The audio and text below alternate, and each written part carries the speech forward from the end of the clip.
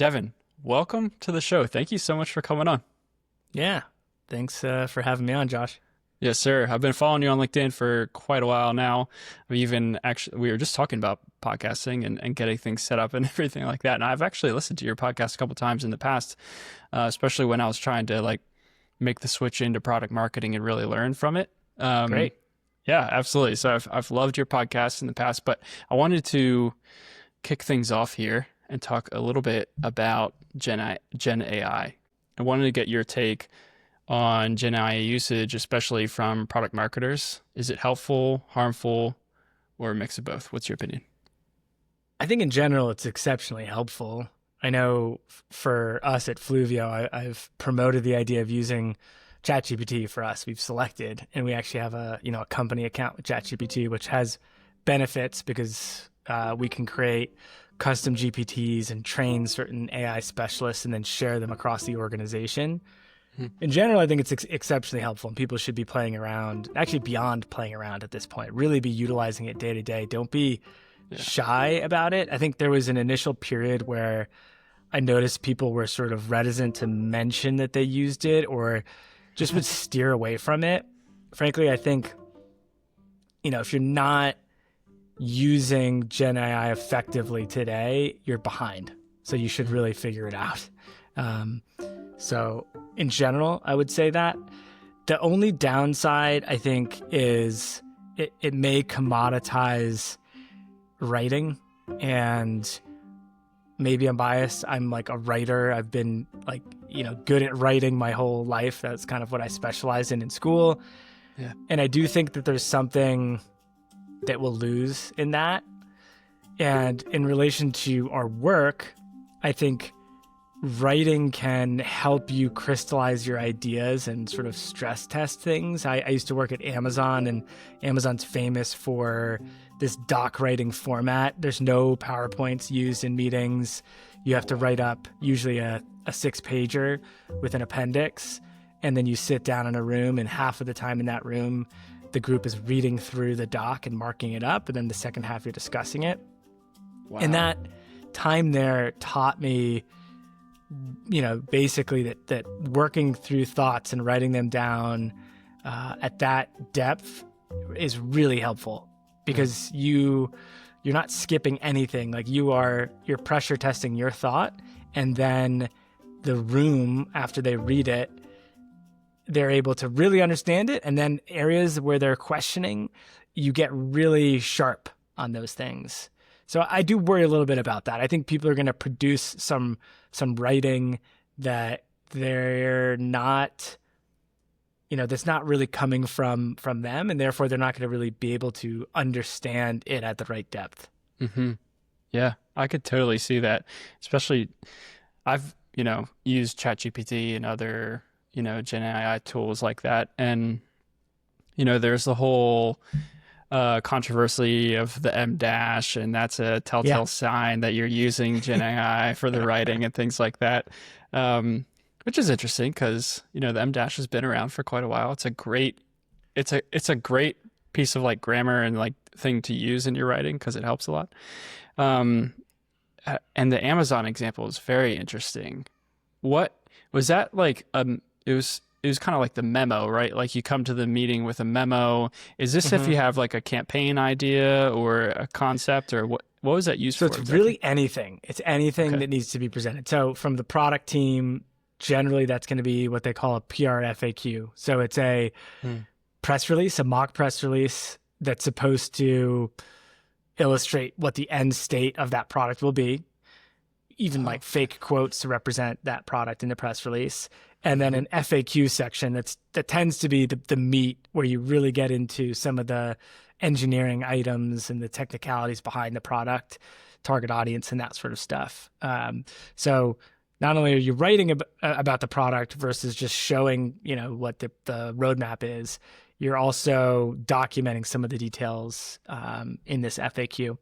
From a product marketing perspective, it would be a go-to-market plan. So go-to-market plans were generally 6 pages long. You'd walk through an overview, who this product is for, the target audience, different segments, pricing and packaging, positioning, messaging, and then very tactically go through channel execution. And then there'd be FAQs at the end of that.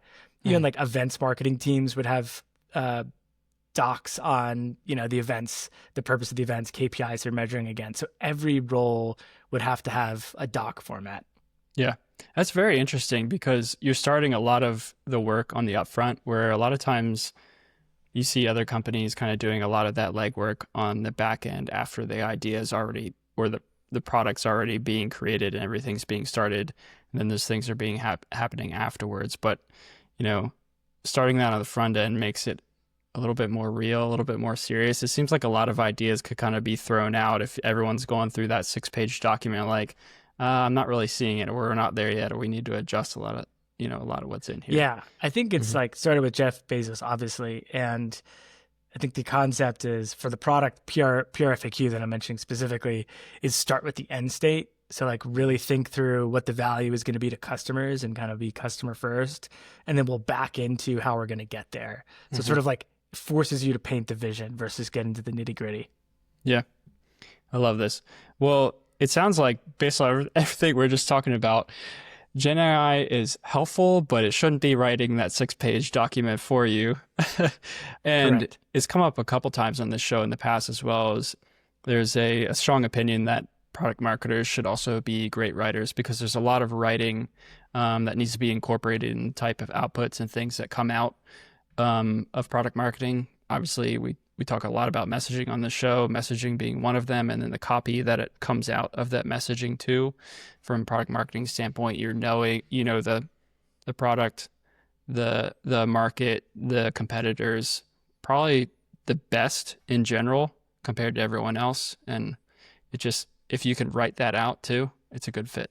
A follow-up question I had there was, you said that you've kind of put together some AI agents and specialists at Fluvio.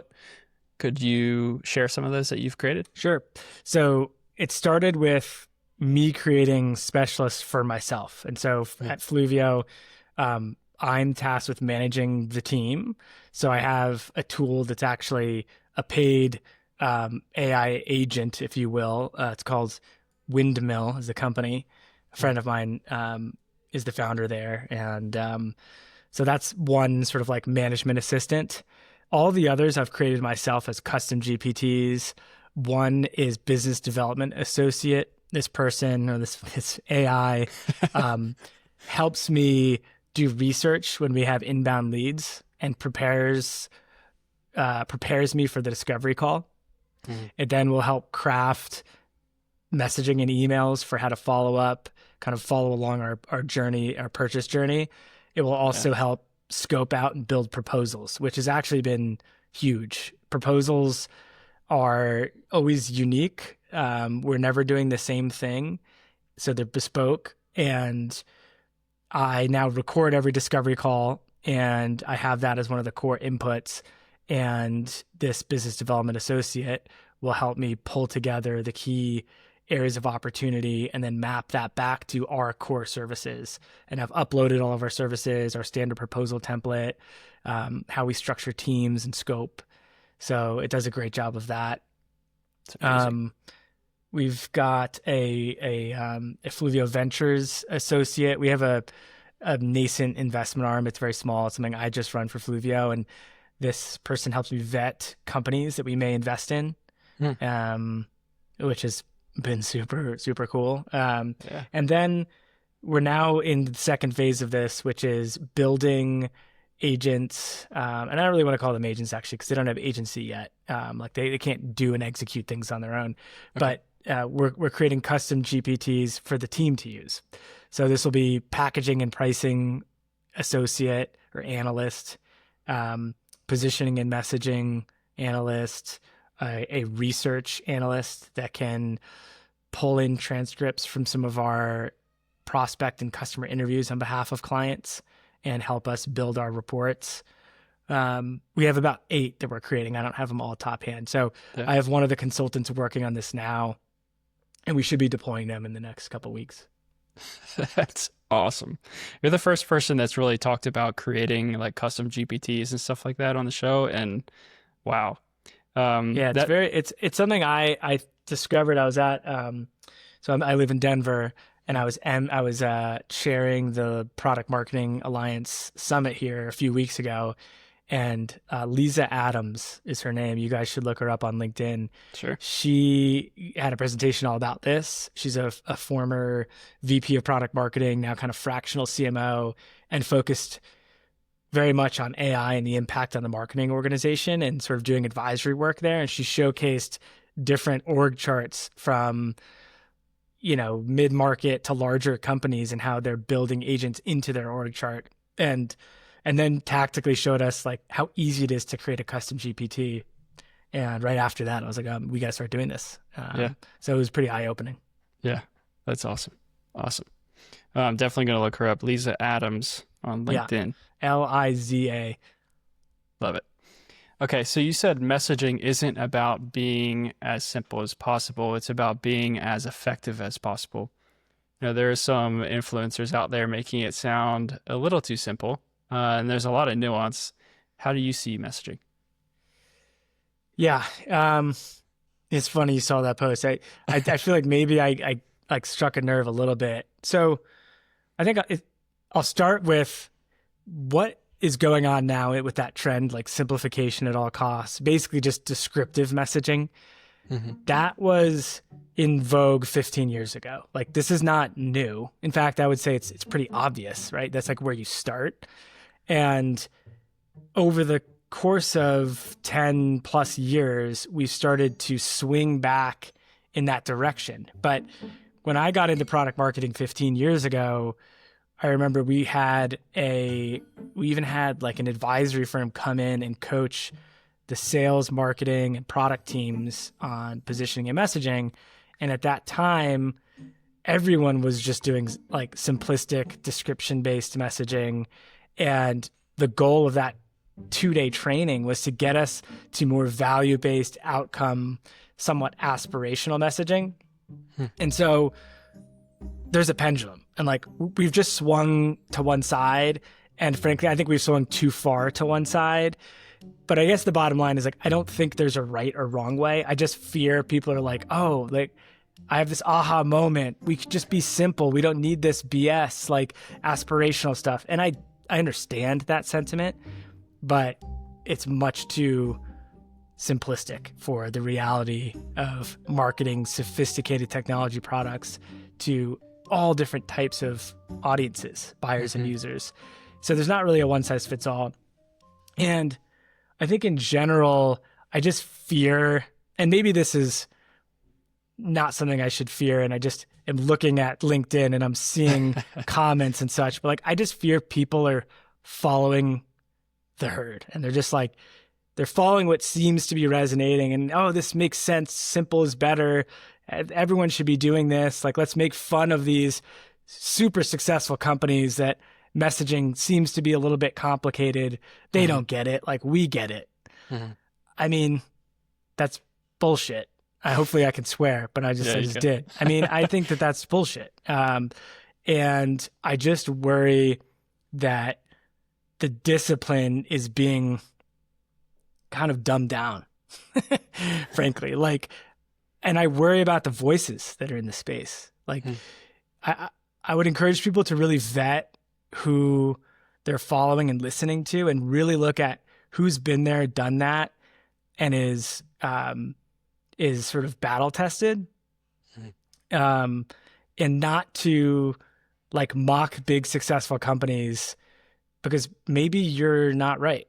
Some of these companies are very successful and they've been around for decades, and it's, maybe they're doing something right. And I think this like, I'm probably the only one who's going to be talking about this, but this influencer trend, right? I just worry about it. And I think it's like taking advantage of people that are in very difficult circumstances and feel insecure about what they're doing. And I think product marketing, the reason why it's so successful is because product marketers are in these really challenging circumstances in a highly ambiguous role with not a lot of leadership backing or understanding in most cases. And so they're just looking for this community, and they're looking for someone to follow, frankly. And it gives them this sense of control and confidence.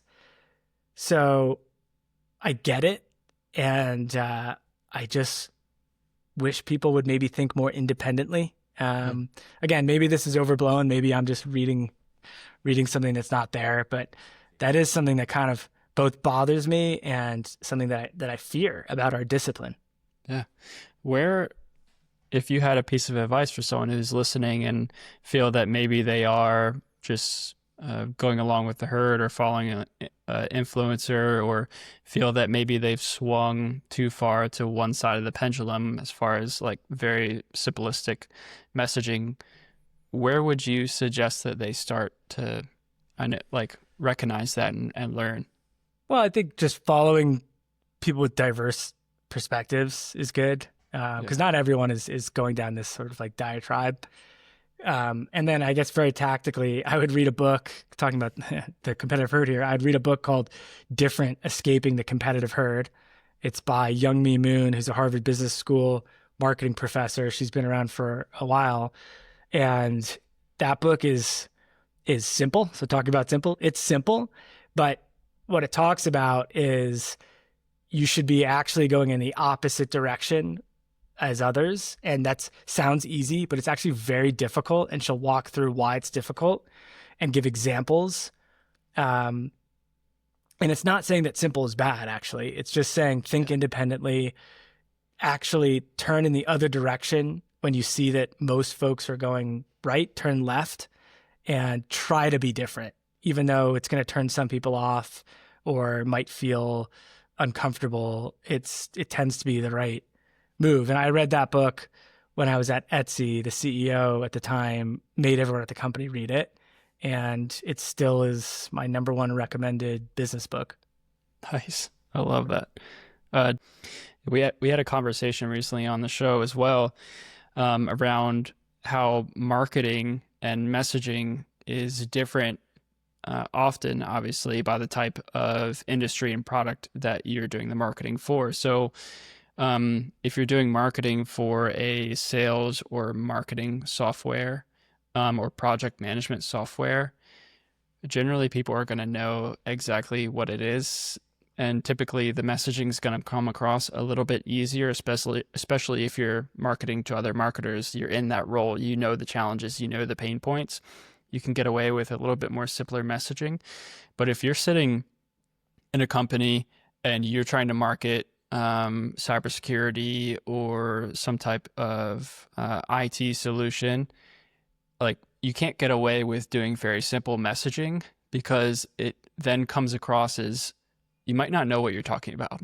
Exactly. It's very technical. I think that's exactly right. Like, it really depends on who you're speaking to. So what seems like simple and clear to one person might feel like total garbage to someone who's far more sophisticated on a certain topic. So if you're marketing to developers and it's messaging that your mom, who, has never written a line of code in her life, can understand, like, I would argue that that's terrible messaging. You want it to feel like you understand a developer's job in and out and you're talking like a developer. And yeah, I mean, I think it's a good point you bring up. Yeah. I love it. All right. So product marketers were often, we talked about this a little bit of, there's a lot of things we have to do. Sometimes we're pretty overwhelmed, and lean on a formula to carry out certain aspects of the job, like messaging, sometimes feature launches and things like that.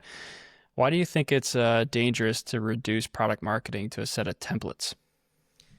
Yeah, I definitely think it's dangerous to reduce templates. I'm not a huge proponent of frameworks and templates, which I know might seem counterintuitive because I run and operate, a product marketing consulting firm. We work with some of the most successful tech companies in the world installing process. But those processes are all very bespoke. So like we have our own approach to really everything in relation to product marketing, but in general, something we call the go-to-market model, which is how it's basically the engine that successful technology companies have in place. It constitutes almost everything that product marketing covers. We have that process can be customized and installed in any company. And then we have templates within each one of those. But I just don't think that product marketers should be thinking about their roles as applying templates. We are certainly in a space that's more fluid, more ambiguous, and I think should be empowered to be a little bit more creative. So I'm not opposed to templates, but I would rather people go about their body of work uniquely and maybe, testing a couple different approaches to positioning or messaging and going through the different frameworks. Everyone knows what they are. You can find them with just a search, but also kind of carving out their own process and their own way of thinking, and make sure that what they're coming up with is not just a template that was blank and then now has your words on it. I think that our role is far more strategic and ambidextrous, and we shouldn't be as rigid as frameworks make us to be. I don't know. And I think I'm probably, that's an uncommon point of view. And maybe people really disagree with it, and I guess that's okay. I feel people on my team probably disagree with that too, by the way. Yeah. Well, I mean, that fosters growth and, understanding from other people. If someone's you can't take one thing from one company and implement it at the next one that you're working at, because it's, especially if it's a different industry, different type of buyer, it may not even come across well. The product may not even fit into the box of the template that you're trying to put it in. I do think, I do use them as well. I think they can foster a good starting point. But I think, like you said, there's a good framework or template will allow for some nuance as well. That's fair. Will allow for you to maybe add an extra box to the template or add an extra piece to the framework that fits in with the way that things operate at your company or the industry that you're in. Yeah. I think also, just to be fair, I think part of this is just kind of how I operate. Like, I really don't like to be told what to do.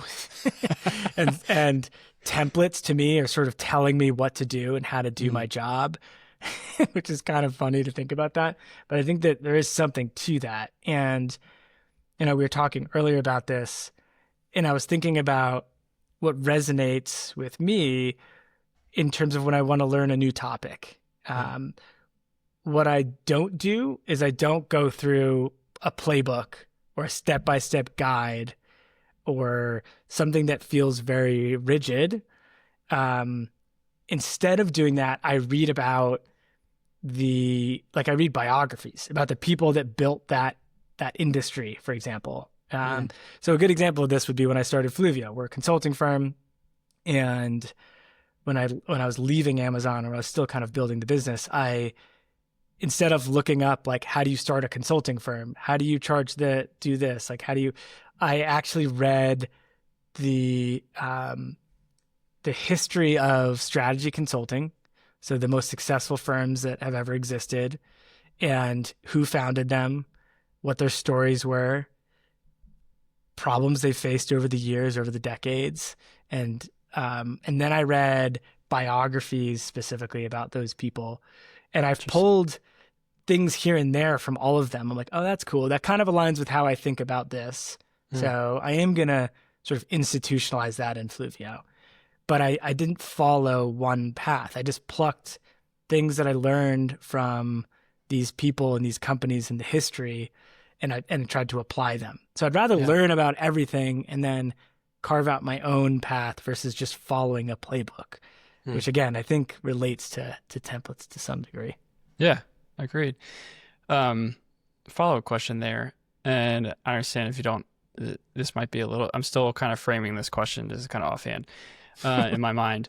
A lot of times we think about messaging and we do messaging as a template. It fits well with that. But how could us as product marketers take that same approach of stepping outside of the norm and apply that to how we think about and create messaging?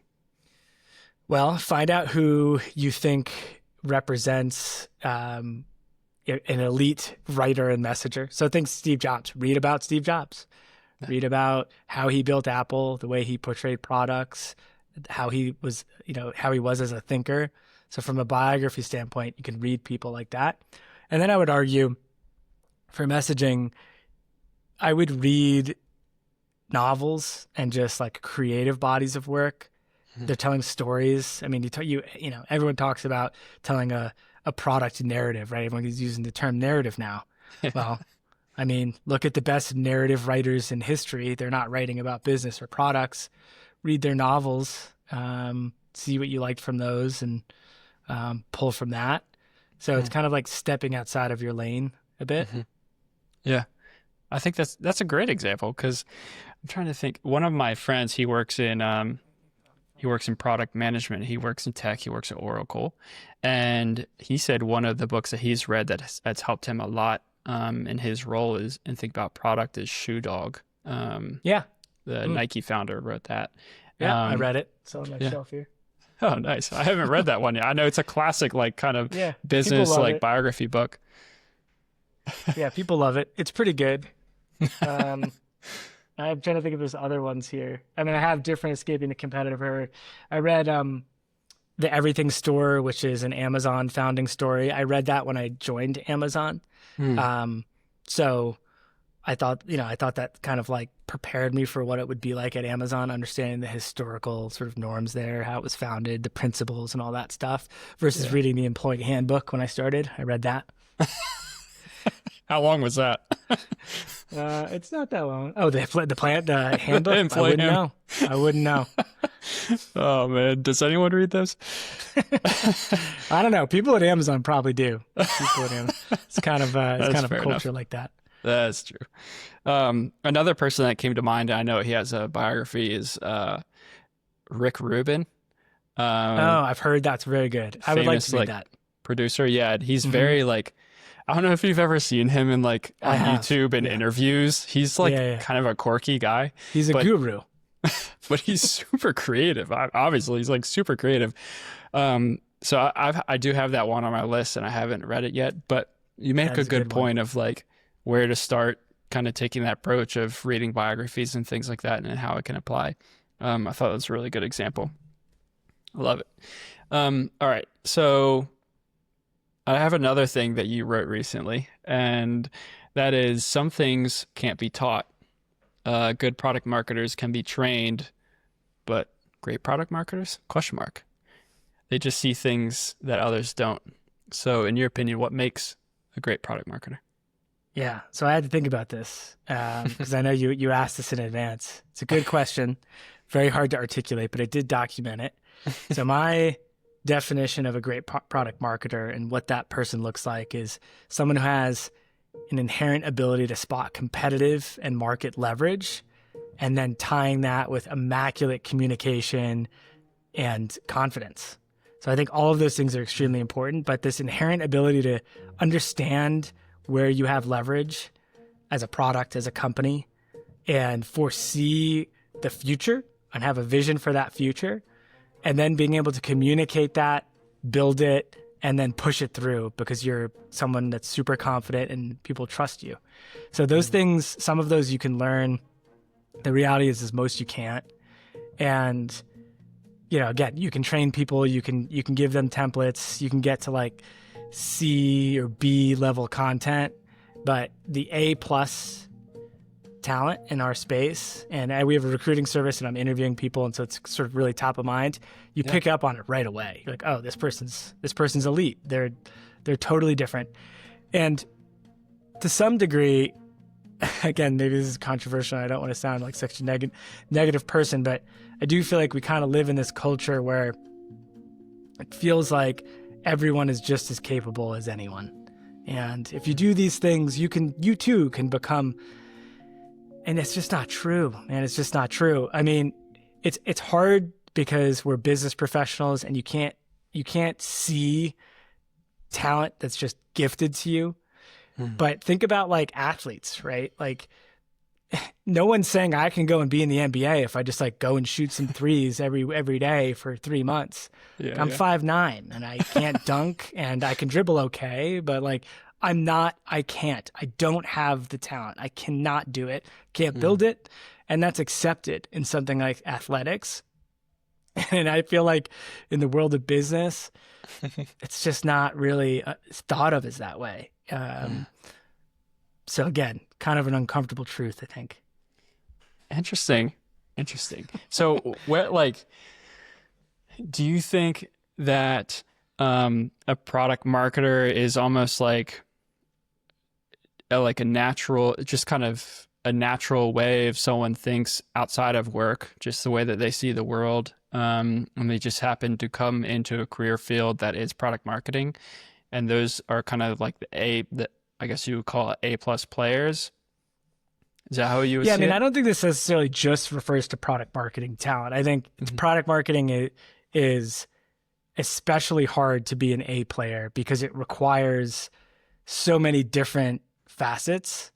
Um, whereas some, like a great developer, I actually don't know exactly what skills they require, but it seems like it's more of like a single lane type job. And there's people that are exceptional at it, but it's easier to understand that, I think with Mhm. product marketing, because you have to think like a business owner, you have to think like a creative strategist, you have to have some analytics skills, and then you have to be an author and a writer, and then you have to be a leader, someone who can speak with confidence that people trust, you know. So there's just so many different things you have to be good at. That's why it makes it really challenging. Yeah.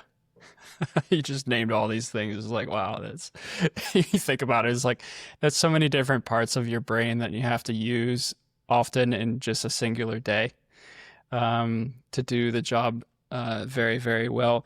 If there was something that could maybe a tactic or a learned skill that could maybe take a product marketer from, let's say, a B player to an A player, and maybe not an A plus player, but an A player, what would it be?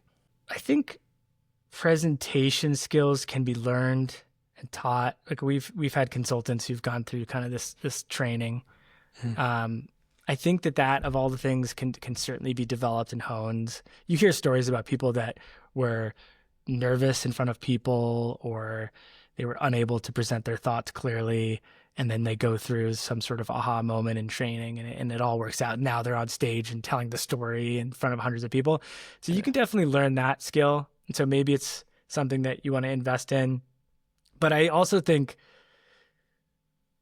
if you just really care about your work and your product and your company, you're probably going to just start doing the things like deep research work, always like every day going through what's going on in the market, trying to understand that, trying to speak with customers, building relationships with salespeople, learning what they're struggling with, trying to understand the engineering team and how they're working on a product, and some of like the problems that they're facing.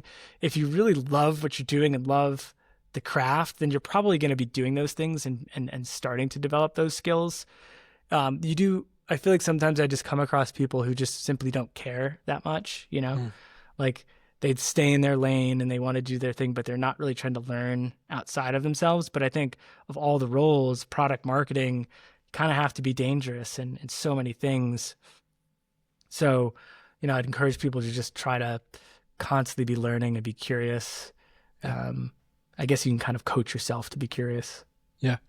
I've asked that question a couple times previously, as far as like, what is the difference between a good product marketer and a great product marketer? And it seems to come back to a lot of intangible skills, actually. Obviously, a tangible skill is something that can be taught and learned and practiced. But the intangible skills and some of the things that come up are intention and rigor. And those are two things that require you to uh, notice them, as well as like really, and then you could almost encompass that inside of a love for the craft, because how do you have intention and rigor if you don't actually like it or love That's it? right. You have to Yeah, step chicken or into the it. egg there. Yep. Yeah, I do Mhm. like a rigor in particular. I think is a really good call out. That's a good one.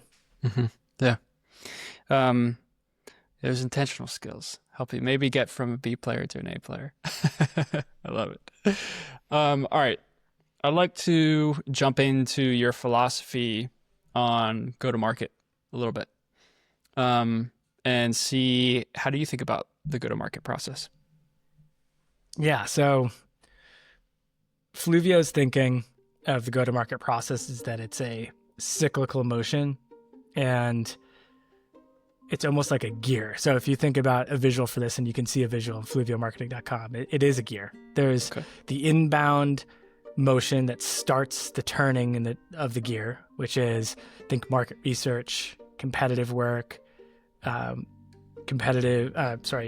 sizing, so TAM, SAM, SOM, and then bleeds into positioning, then messaging, which then goes into the outbound sort of communication strategy and channels.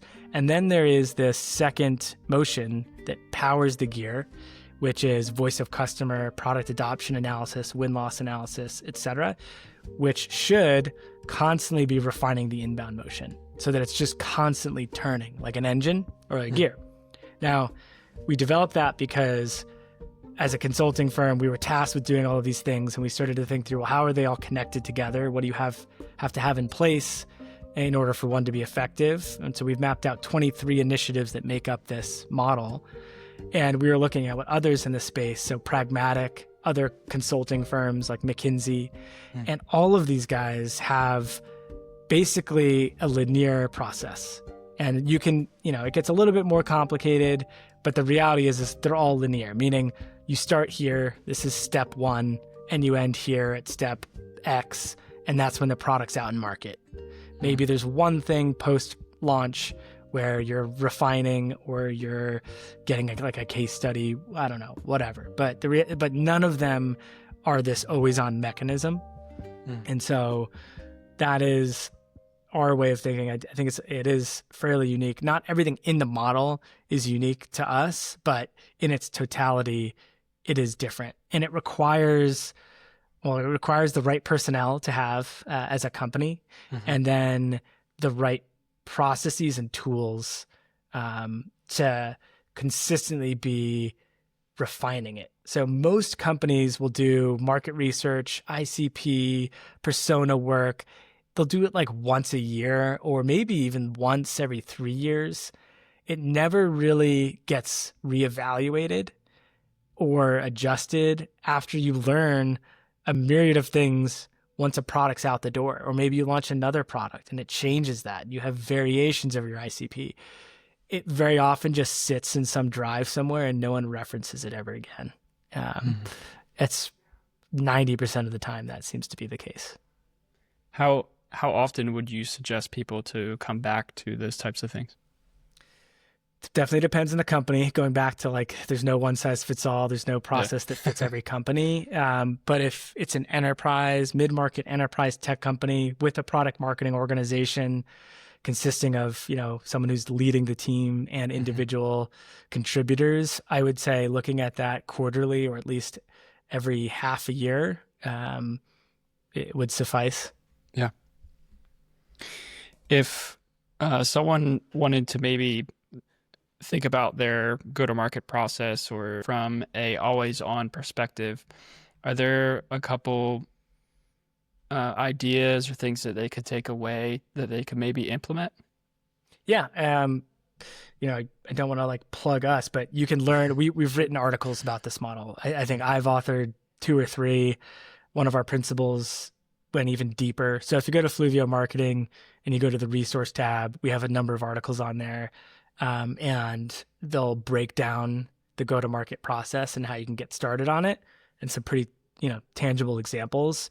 And then if you are a product marketing leader, so someone leading a team or maybe even a solo PMM who wants to evaluate what they have in place today at their company, we do have a go-to-market assessment.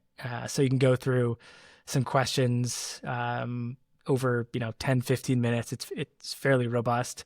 And then we'll produce a report, sort of like a strengths finder like report, to show you the strength of your go-to-market model and where you are in terms of your maturity, and then some ideas of where you might want to invest more time or energy. I love that. Fluvio.com. I'm definitely going to check some of those Fluvio out. Marketing. FluvioMarketing.com. Sorry about that. I wish I had Fluvio.com. I couldn't get that. And It's true. we just That's probably had, be a tough one. we had an offsite. I mean, at the time, there's another company out there, just a quick aside, there's another company out there called Fluvio, but Okay. they are a data streaming platform. And I started Fluvio before they existed.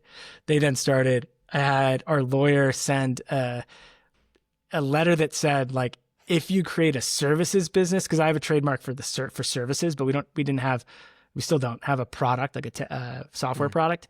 And that's what they do. So if they dip their toes into services, then they infringe on us, but they don't. So they exist. But even they don't own Fluvio.com. Fluvio.com is someone just sitting on it. And we just had an offsite a few months ago here in Denver, and it came up like, we're bigger now. Like, can't we go and buy Fluvio.com?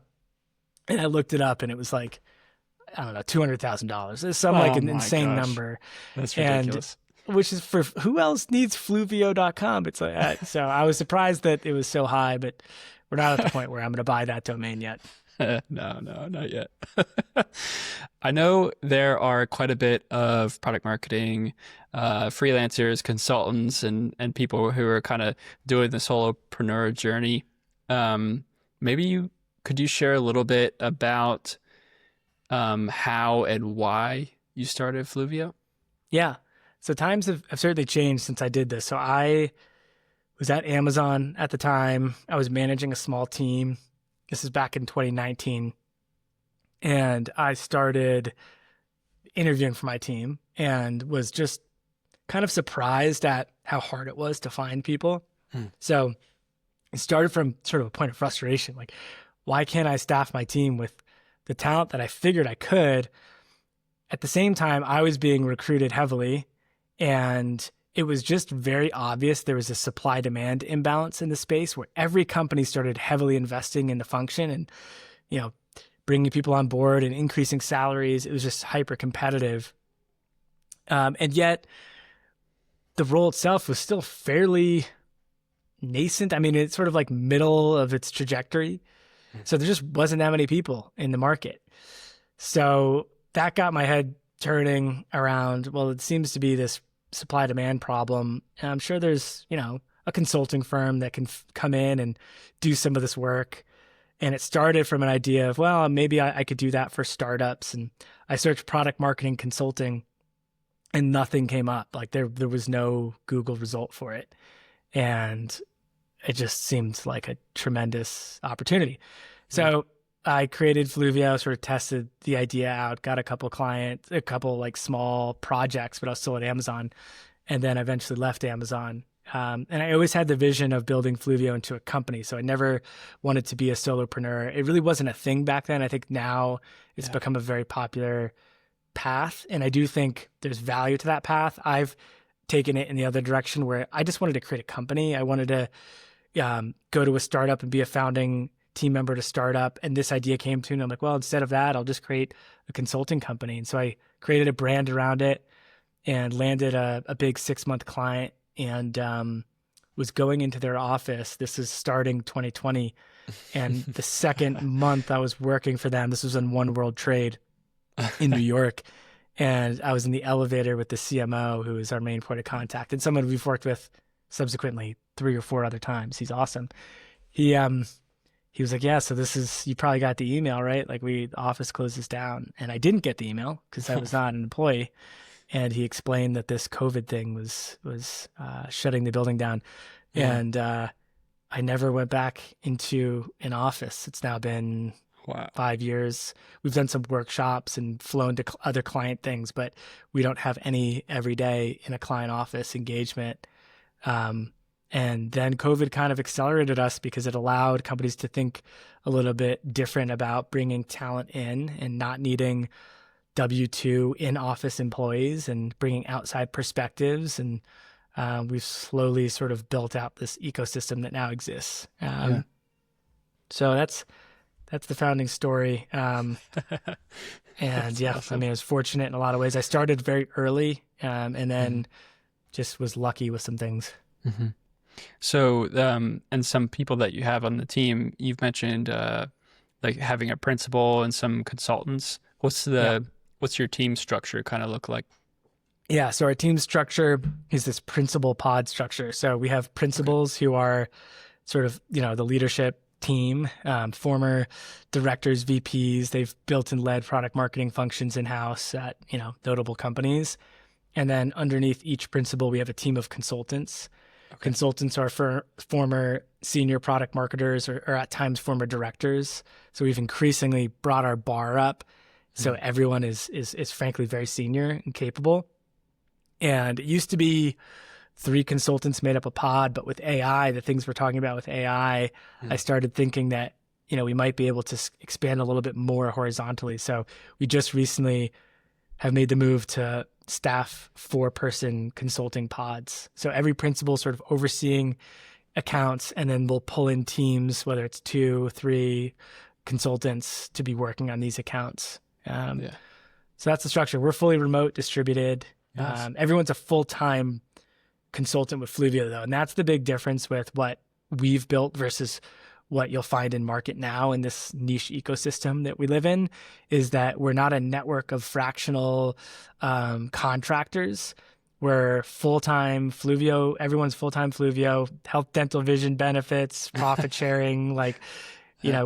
our expenses are people, and that's the value we bring. You're hiring Fluvio for the best talent and our intellectual property and the full firm. You're not hiring contractors.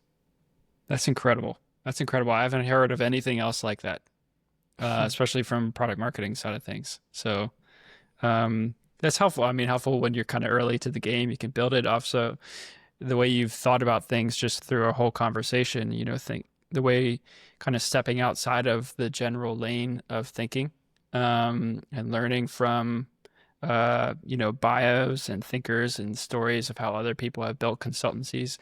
I mean, it's clear that you've taken that and run with it. So congrats. Like, that's awesome. Thank you. I Of appreciate it. course. Yeah.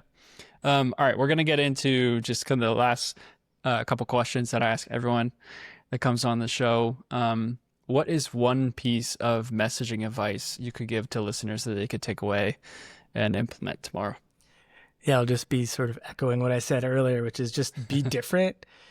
Think about what others are doing and do the opposite. It'll help you stand out. It might not resonate with the most people, but if you're speaking the right language to your audience, whomever you're writing for, and it feels very different and unique, it should produce some results. So I just encourage people to think differently and sort of move in the other direction. And then I guess tactfully read that book I mentioned, Different, Escaping the Competitive Herd Can't Hurt You. Yeah. Awesome. More personal question. If you can put it into a single sentence, what is living all about? This is an impossible question. Um, the real answer is I have no idea. But I think it's all about finding contentment. And that's not necessarily happiness. I think it's kind of like a nuanced version of happiness. Mhm. But you should be following a path that leaves you fulfilled and content, whatever that means to you. So it's a pretty individualistic thing. Mhm. But hey, I'm 35. I recognize I don't know anything really. I feel like I've been around enough to know some things, but I'm still pretty ignorant to most. So I don't know. Hey, I love it. I love it. It's a different answer every time, and that's the joy of that What's the question. best answer you ever had for that? I mean, that's impossible to answer. Like, there, there is no, there is no best answer because it's unique to each of the people that answer it. Has And anyone said something though that you're like, oh, whoa, I don't agree with that? Or no, actually, okay, no, all of them have no have one's been. gone on a limb. No one's gone on a limb yet. Ah, shame. I should have done that. No, everyone's been very like, um, it like it opens up a little bit of intimacy into who people are. Generally when this question comes up, the topic of like, you know, on LinkedIn and other places, we talk about work a lot. We talk about our accomplishments a lot and everything like that. But outside of work, we're all humans. We all, whether we have a spouse or children, or we all have loved ones, and the way we all have a life to live as well. And it's more than just the work that we do. And I know obviously there's a podcast about the type of work that we do, and that's why I asked that question, because there's more to the people that come on the show than just their output and what they do For in sure. a daily job. Yeah. Absolutely. And your perception on this changes, right? Like you mentioned, you have kids. I now have a Mhm. 6 month old. It's definitely changing me in some ways. I don't Oh, yeah. fully understand where and how yet, but I sense that I'm changing and I care about things a little bit differently. Mhm. So it's probably an answer that will evolve throughout your life, Oh, definitely. Yeah, your kids change a lot. The way that you interact with your children changes a lot, and that changes who you are as a person as well, and how you interact with them, and the way that you see them. And yeah, Yeah, I could ask that question to myself over the span of multiple years, and it would probably change for sure. in some ways a little bit. So I love it. Well, thank you for sharing, Devin. Um, if listeners found what you shared valuable today, what is one thing they can do to lift you up, and where can they find you? Um, you can go to fluviomarketing.com. I think if you want to learn more about how we as a firm, Fluvio, think, and you might find some templates despite what I just mentioned. Um, and then if you want to follow me, I'm on LinkedIn. You can follow Mhm. me on LinkedIn. You can you can call my BS on any posts. I don't claim to be an influencer, but I am pretty active on there. Awesome. I love it. And fluviomarketing.com, not There you fluvio.com. go. Unfortunately, they have the marketing there. I don't want it there, but it is fluviomarketing.com. May change in the future. I love it. Well, Devin, thank you so much for coming on the show. It was a blast. Yeah, thanks for having me on, Josh. Appreciate it. Of course. All right. Bye bye, everyone.